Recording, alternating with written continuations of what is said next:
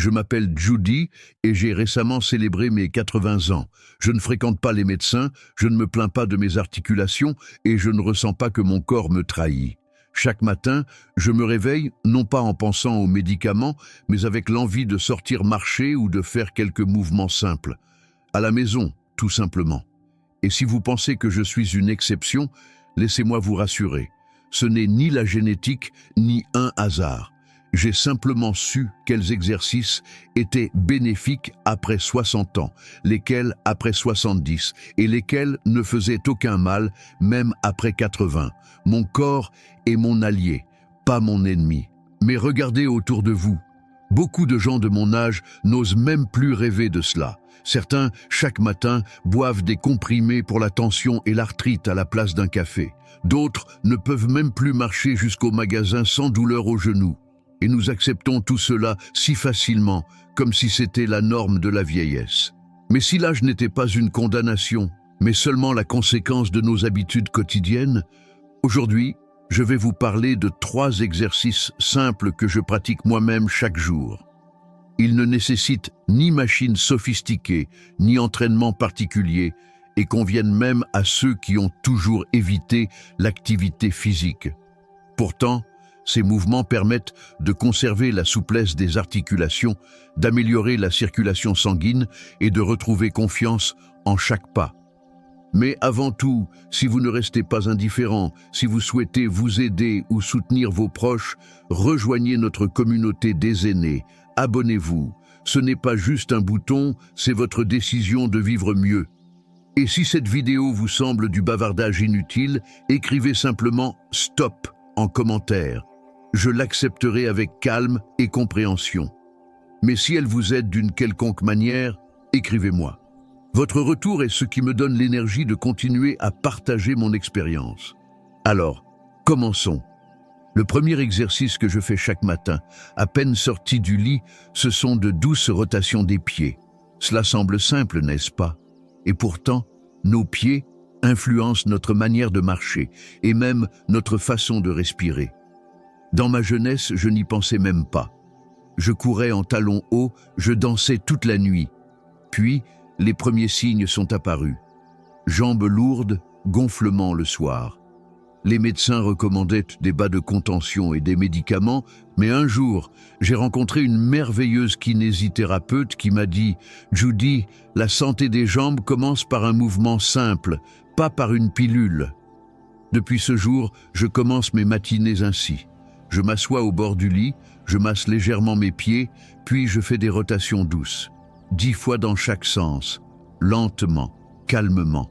Cela ne prend que 2 ou 3 minutes. Et le résultat? En à peine un mois, mes jambes étaient plus légères, les gonflements avaient diminué, ma circulation s'était améliorée. J'ai recommencé à marcher longtemps, sans fatigue. Nos pieds sont la fondation du corps. Ils contiennent des centaines de petites articulations, de vaisseaux sanguins, de terminaisons nerveuses. En les faisant bouger, on stimule tout le système circulatoire et on allège même la colonne vertébrale. Si cela vous semble trop simple pour en valoir la peine, essayez. Pas demain, pas dans une semaine. Essayez aujourd'hui. Asseyez-vous confortablement, sentez vos pieds et commencez à les faire tourner doucement. Ne vous pressez pas. Laissez votre corps se réveiller. Croyez-moi, il vous dira merci. Une de mes amies, Gloria, ne se levait presque plus de son canapé après 70 ans. Elle avait constamment mal aux genoux et ses pieds restaient froids, même en été.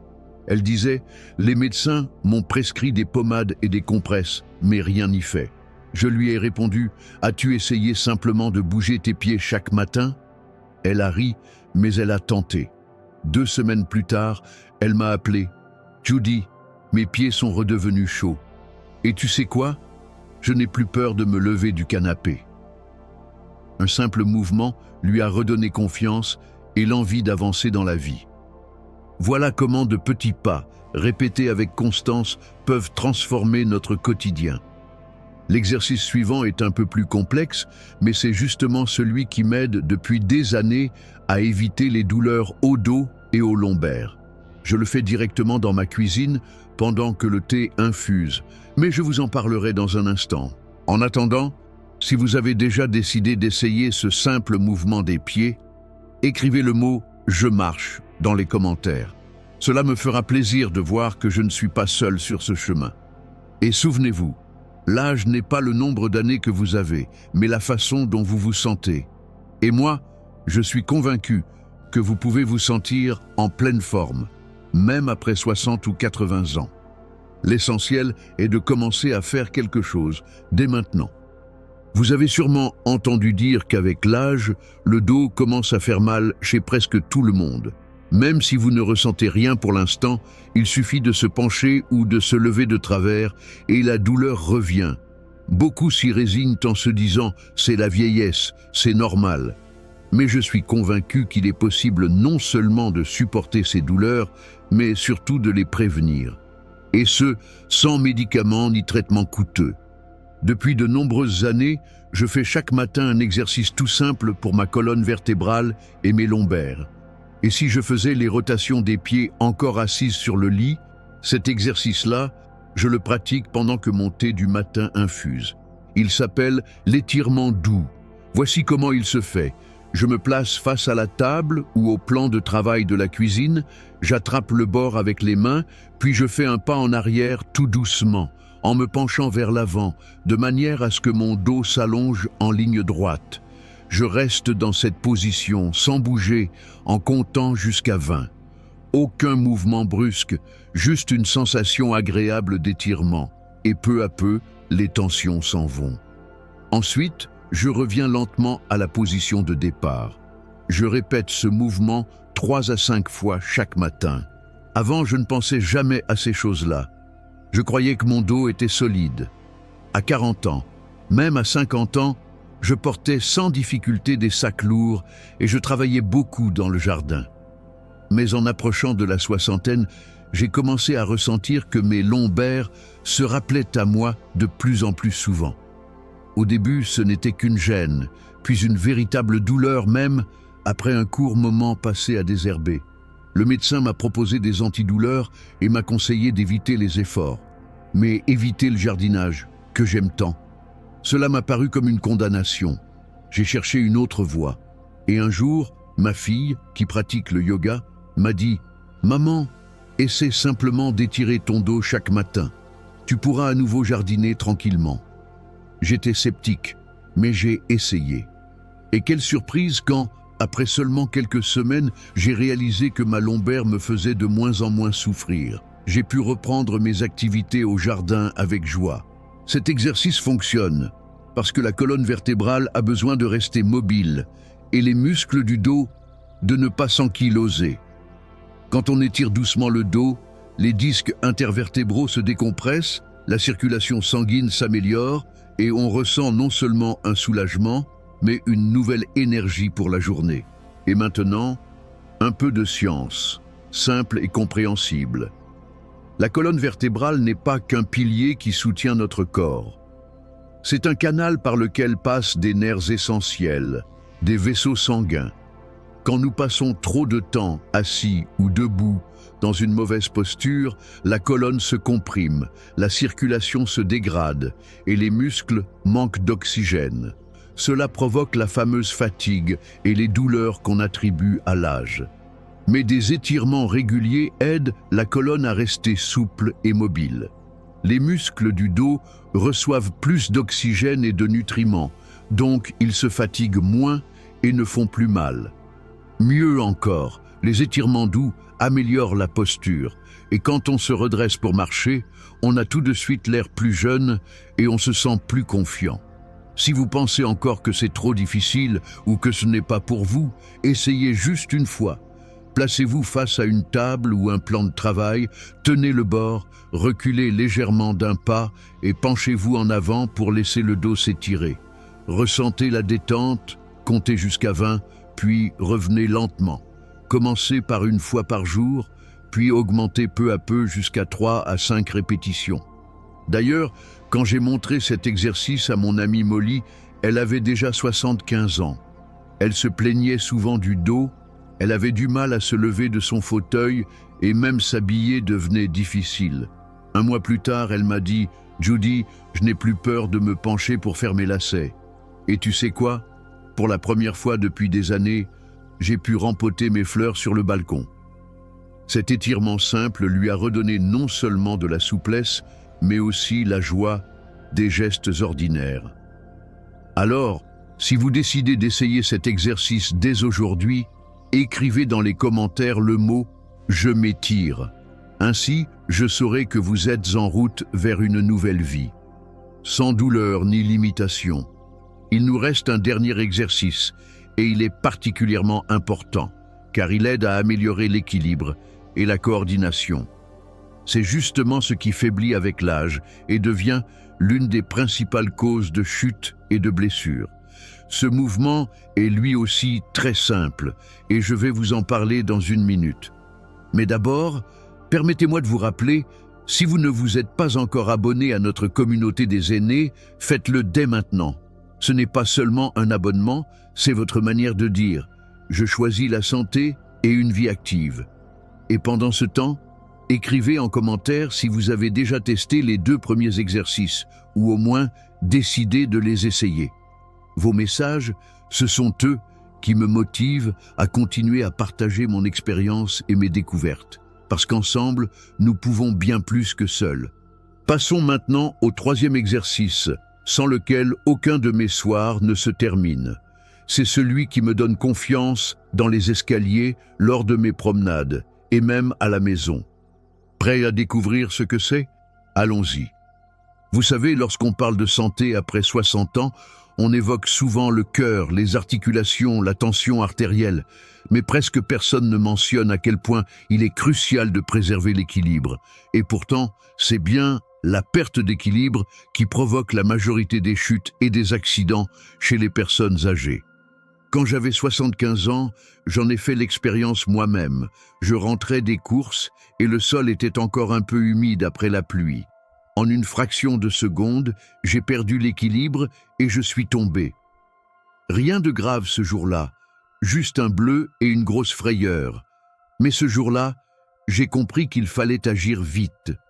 Le médecin m'a dit « Judy, vous avez eu de la chance, mais pensez à entraîner votre équilibre. Cela pourrait vous éviter de graves blessures à l'avenir. » J'ai donc commencé à chercher les exercices les plus simples et les plus efficaces.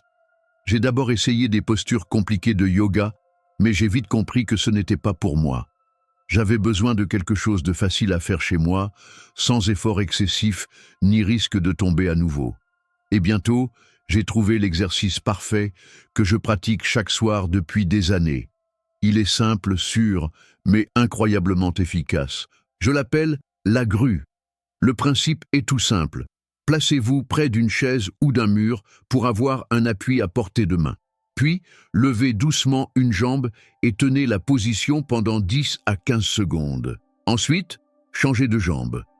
Faites cela 3 à 5 fois de chaque côté. Cela semble facile, n'est-ce pas?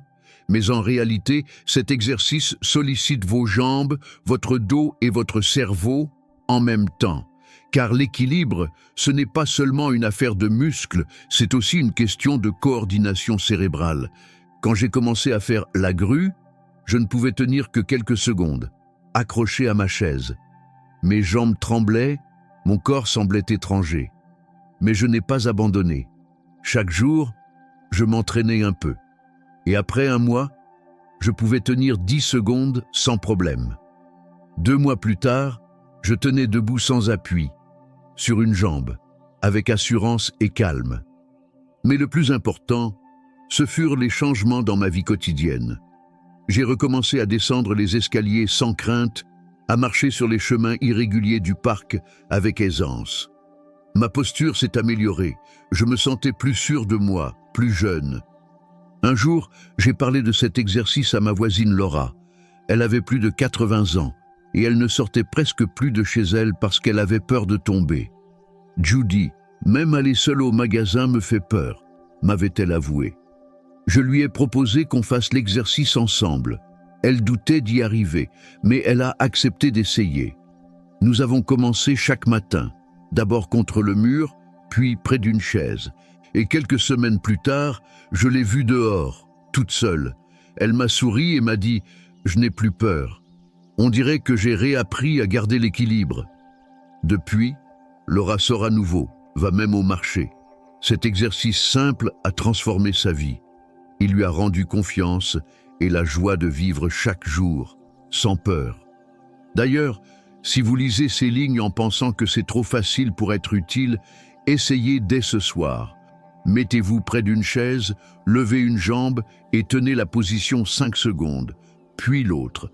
Peu importe combien de temps vous tenez aujourd'hui. Ce qui compte, c'est que vous commenciez. Si vous décidez d'essayer cet exercice maintenant, écrivez le mot « équilibre » en commentaire. Je saurai que vous êtes avec moi sur ce chemin. Et si vous l'avez déjà essayé, dites-moi combien de temps vous avez tenu la première fois. N'oubliez pas, l'âge n'est pas ce qui est écrit sur votre carte d'identité, mais ce que vous ressentez chaque jour. Je crois sincèrement que vous pouvez vous sentir bien et confiant à tout âge. L'important, c'est de commencer aujourd'hui. Et enfin, je veux vous dire une dernière chose aujourd'hui. Je ne suis pas une super-héroïne et je n'ai pas une génétique miraculeuse. Je suis une femme ordinaire qui a simplement décidé de prendre soin de son corps. Je ne cherche pas les solutions faciles et je ne crois pas aux pilules qui promettent des miracles.